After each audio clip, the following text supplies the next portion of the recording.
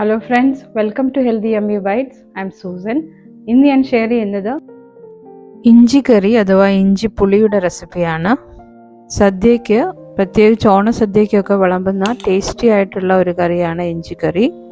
ഇഞ്ചി കറി വളരെ ഈസി ആയിട്ട് ടേസ്റ്റിയായി നമുക്ക് വീട്ടിൽ തയ്യാറാക്കാം. ഇത് കേടുകൂടാതെ മാസങ്ങളോളം ഇരിക്കുകയും ചെയ്യും. വീഡിയോ കാണുന്നതോടൊപ്പം എൻ്റെ ചാനൽ സബ്സ്ക്രൈബ് ചെയ്യാനും വീഡിയോ ഇഷ്ടമാവുകയാണെങ്കിൽ ലൈക്ക് ചെയ്യാനും ഷെയർ ചെയ്യാനും ഓർക്കണേ. ഇതിനാവശ്യമായിട്ട് ഒരു കൈപ്പത്തിയുടെ വലിപ്പമുള്ള ഒരു വലിയ കഷ്ണം ഇഞ്ചി എടുത്തിട്ടുണ്ട്.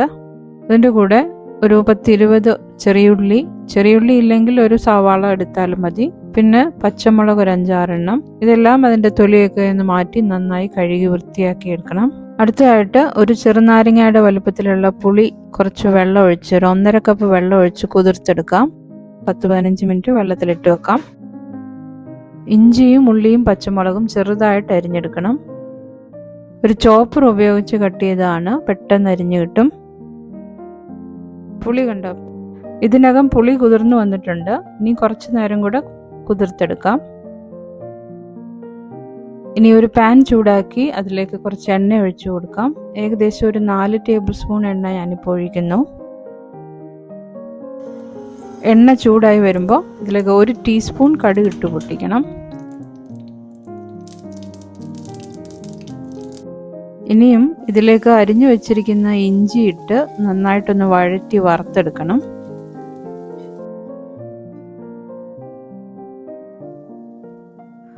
മീഡിയം ഫ്ലെയിമിൽ വെച്ച് കണ്ടിന്യൂസ് ഇളക്കി അടുക്കി പിടിക്കാതെ വഴറ്റിയെടുക്കണം.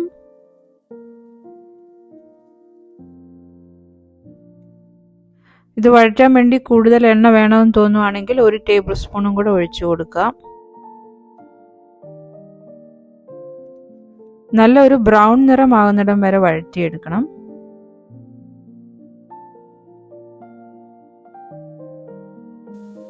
ഇനിയും ഈ ഉള്ളിയും പച്ചമുളകും കൂടി ഇട്ട് ചേർത്ത് വഴറ്റാം.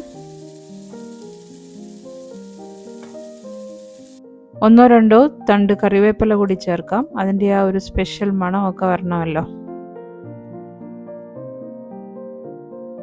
എല്ലാം ചേർത്തിളക്കി ഒരു 6-7 മിനിറ്റ് വഴറ്റിയെടുക്കാം. ഇനി ഇതിലേക്ക് പൊടികൾ ചേർക്കാം. 1/2 ടീസ്പൂൺ മഞ്ഞൾപ്പൊടി, 1 ടേബിൾ സ്പൂൺ മുളക് പൊടി എരിയുള്ളത്, 1 ടേബിൾ സ്പൂൺ മുളക് പൊടി എരിയില്ലാത്തത് കാശ്മീരി മുളക് പൊടി. ലോ ഫ്ലെയിമിൽ വെച്ച് ഇതെല്ലാം ഒന്ന് വറുത്തെടുക്കാം. ഇത് 1/4 ടീസ്പൂൺ കായപ്പൊടി,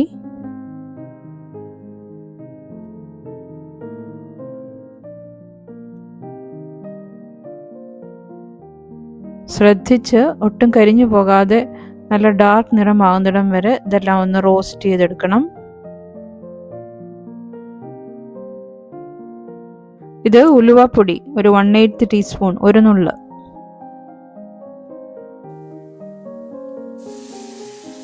ഇനി ഇതിലേക്ക് പുളി പിഴിഞ്ഞത് അരിച്ചെടുത്തത് ഒഴിക്കാം. ഇളക്കി ചേർക്കണം. ഏകദേശം 2 കപ്പ് പുളിവെള്ളം ഒഴിച്ചിട്ടുണ്ട്. 1 ടീസ്പൂൺ ഉപ്പ് ചേർക്കുന്നു. എല്ലാം ചേർത്ത് ഇളക്കാം.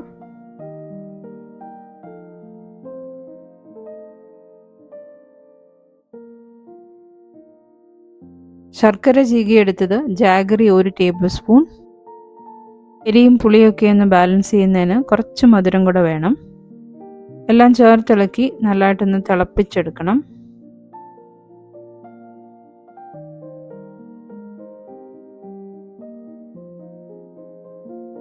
ഇടയ്ക്കിടയ്ക്ക് ഇളക്കി ഇതൊന്ന് നന്നായിട്ട് കുറുകി വരുന്നിടം വരെ തിളപ്പിച്ചെടുക്കണം.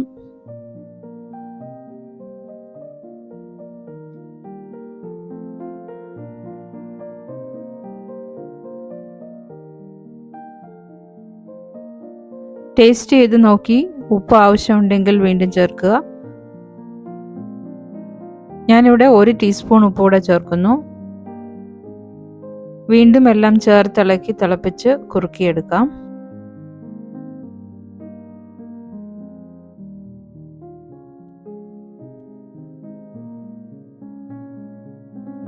ചോറിനൊപ്പം ഈ ഇഞ്ചിക്കറി 1 സ്പൂൺ ഉണ്ടെങ്കിൽ നല്ല ടേസ്റ്റിയാണ്.